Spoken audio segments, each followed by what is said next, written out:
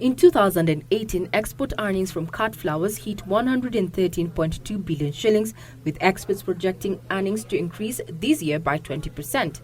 However, the high cost of production, coupled with poor handling of the produce after harvest, has resulted in about 40% loss. So we lose a lot of quality on how we handle a lot of post-harvest handle challenges, and many people have not understood. So we are suffering not because of the quality of the produce we produce, but the way we handle the product after harvest. Our post-harvest management is a huge challenge that we need to invest in.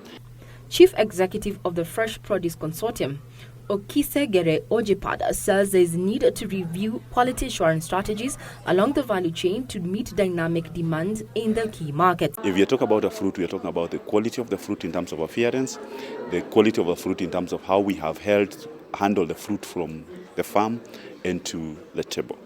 So in terms of quality, we have what it takes. What we are lacking currently is infrastructure in terms of the cold chain. So it is for us to meet those specifications, to meet the standard. The markets are there, but we as growers have to move up and really work on the way you market your produce, because marketing a produce is the way you present it to the market. As high cost of electricity, freight cost, taxes, availability of water are some of the challenges bedeviling the sector. All we need to do is to negotiate with government and negotiate with the power companies to ensure that we have lowered tariffs, and then how do we define? That's what is critical.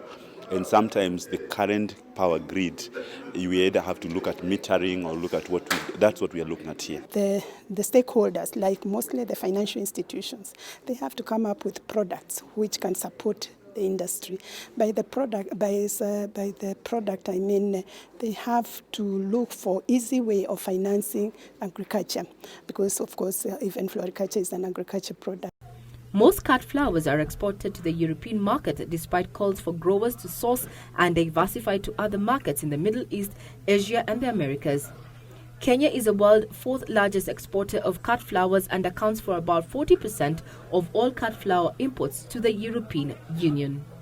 Is it fresh? Is it crunchy? Is it aesthetic? Is it appealing? Matters of quality standards.